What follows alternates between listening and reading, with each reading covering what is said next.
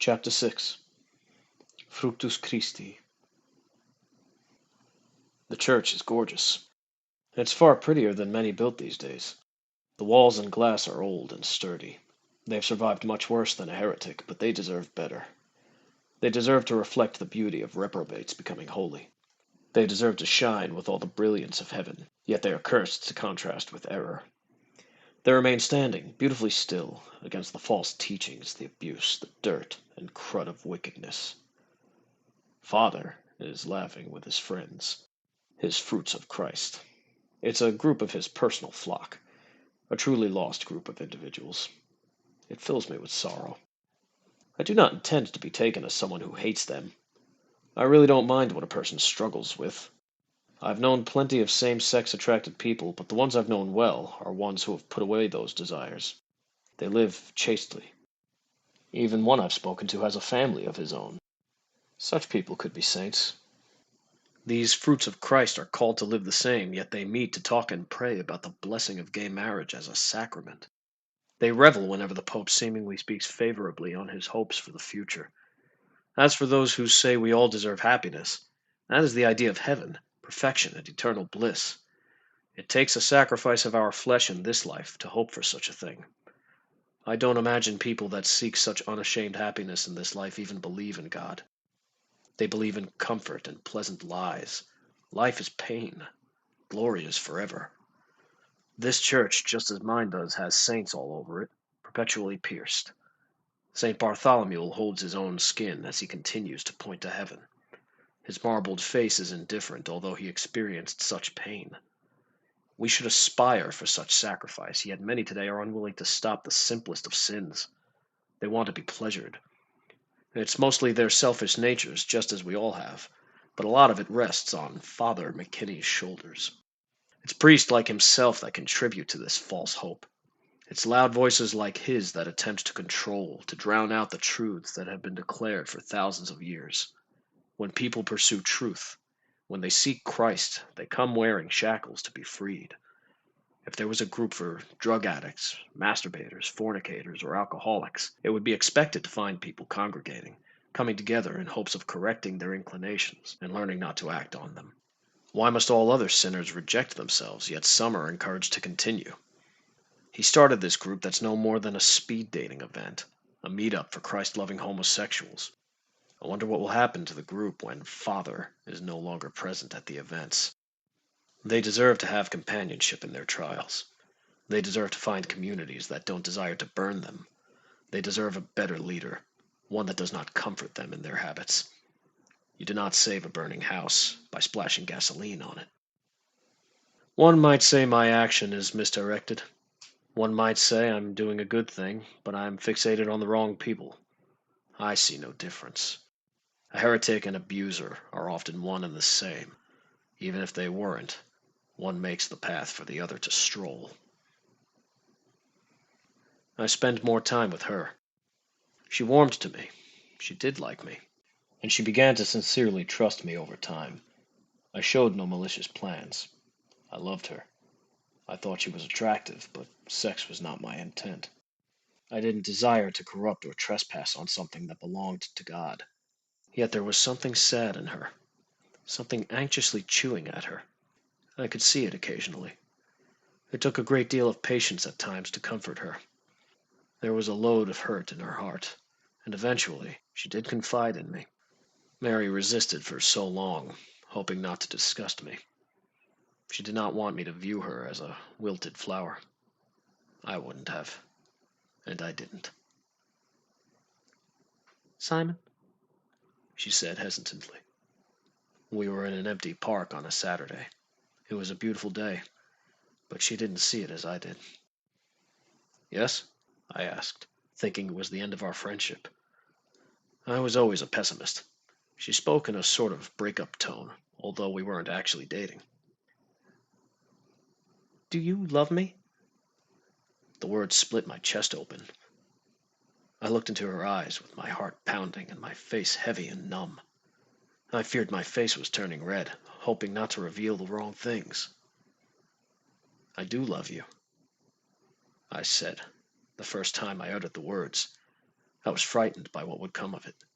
I didn't want her to leave my life if she hadn't felt the same, but I dove in. In what way? In all ways.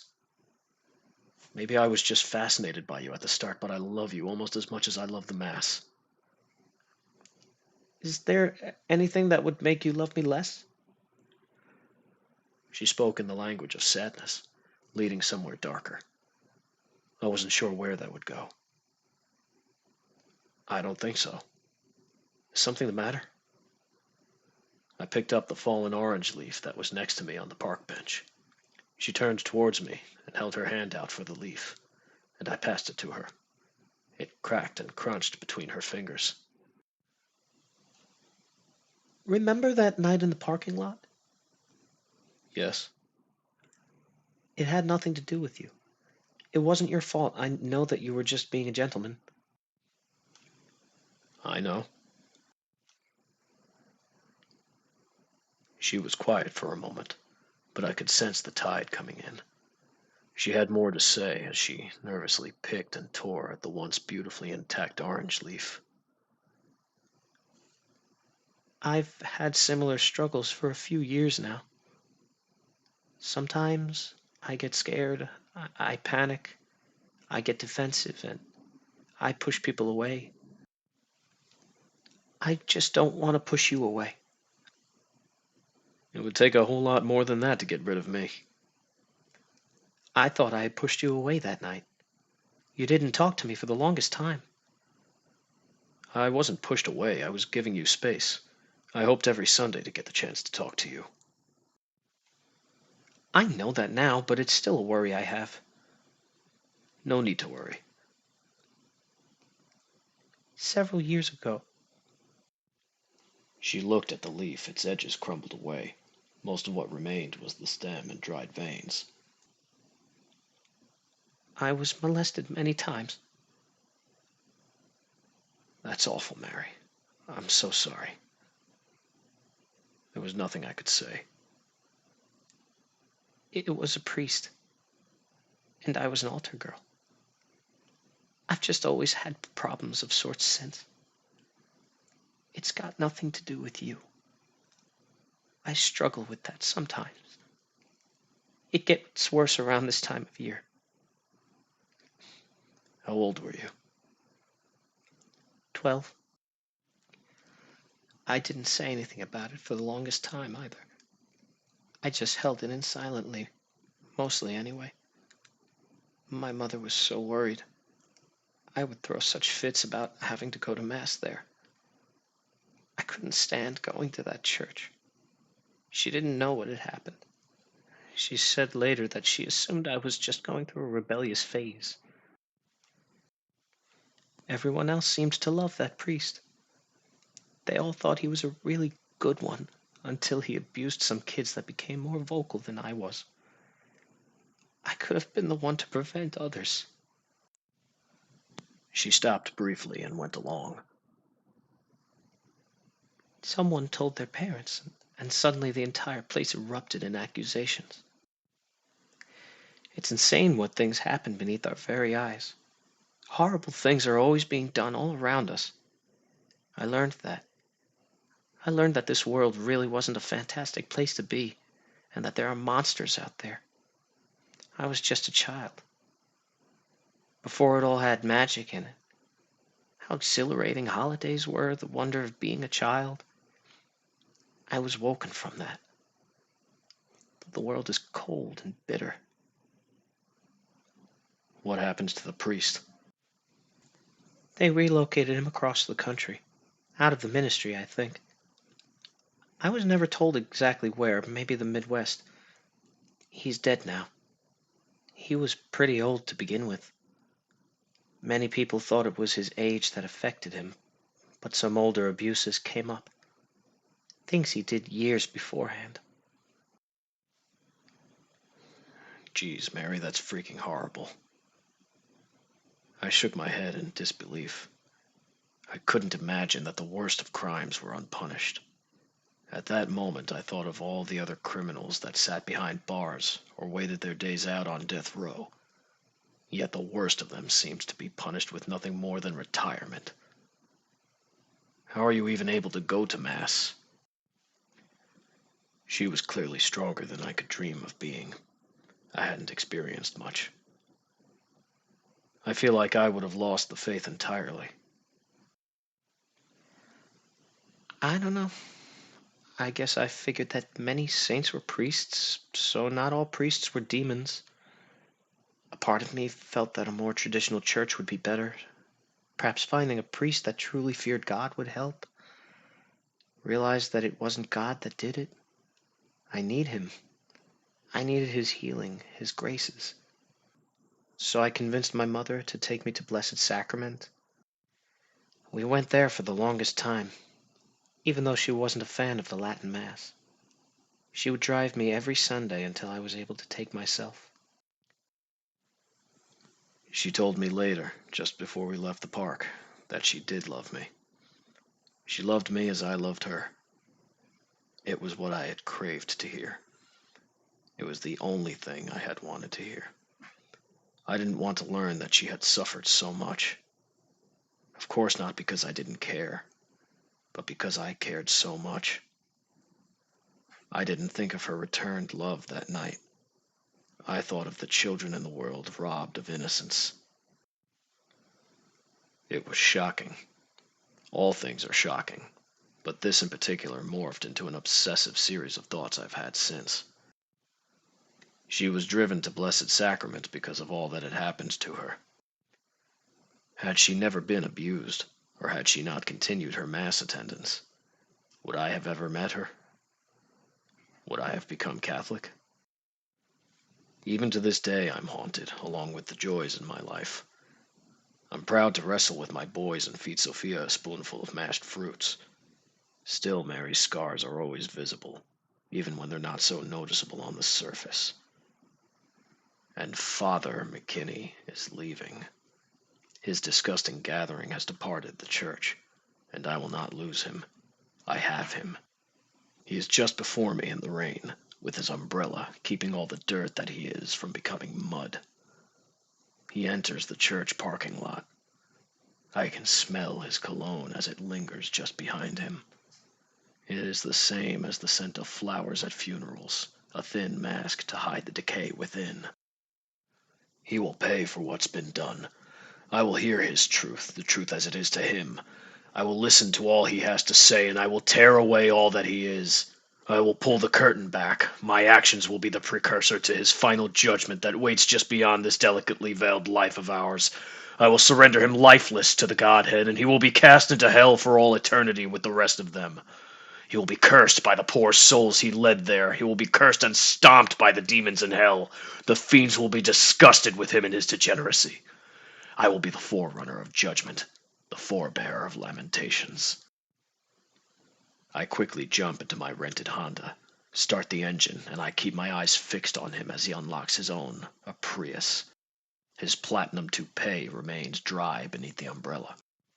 He closes it awkwardly as he tries to get in without getting too wet. I wonder if he is impatient to get home, impatient to die. It's funny to think that we just want to skip forward so many times in our lives. Oh, how we would love to enjoy our time standing in the rain, if we knew the sands in our hourglasses were almost drained. I steer towards his every direction. I check for my mask. I bought a special one for the upcoming occasion. It's among the most important of my tools. It's in my coat, along with my K-bar. Confidence and facade go a long way, but the same is not true for Father Davis McKinney, at least not any longer. It's been true for him for years, his entire career even, but it has damned him. Tonight, he will find the truth of his spinning of lies.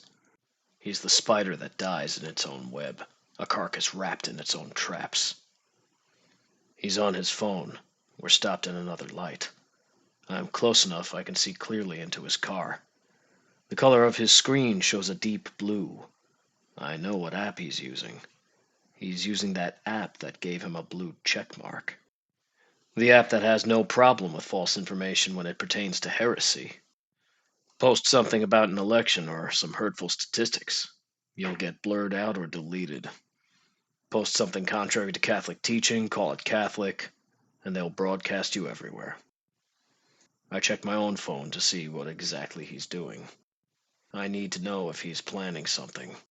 I'm hoping he's going home, but I'm not optimistic. We could be going anywhere for all I know. This is an arduous job, and it's more disappointing than not.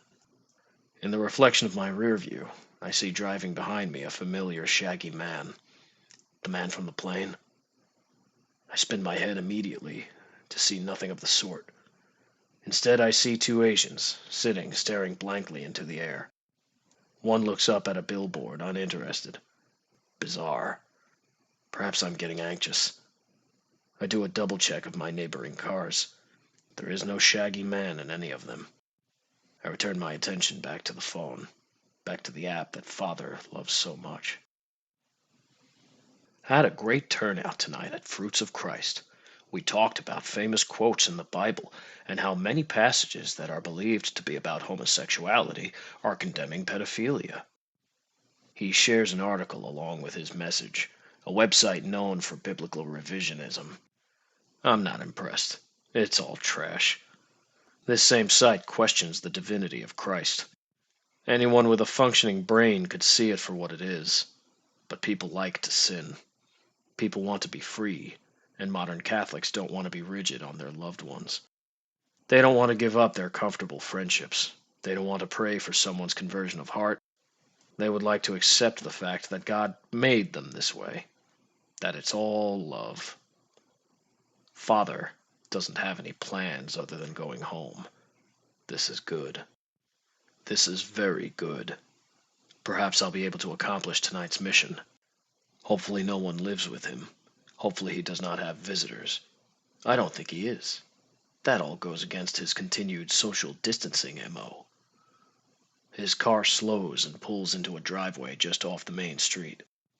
I watch his vehicle through my rear view mirror. He drives forward into the narrow garage. Fortunately, it's still raining as well. Rain makes trailing a little easier to blend in. Rain drowns out noise. It helps to keep me under the radar.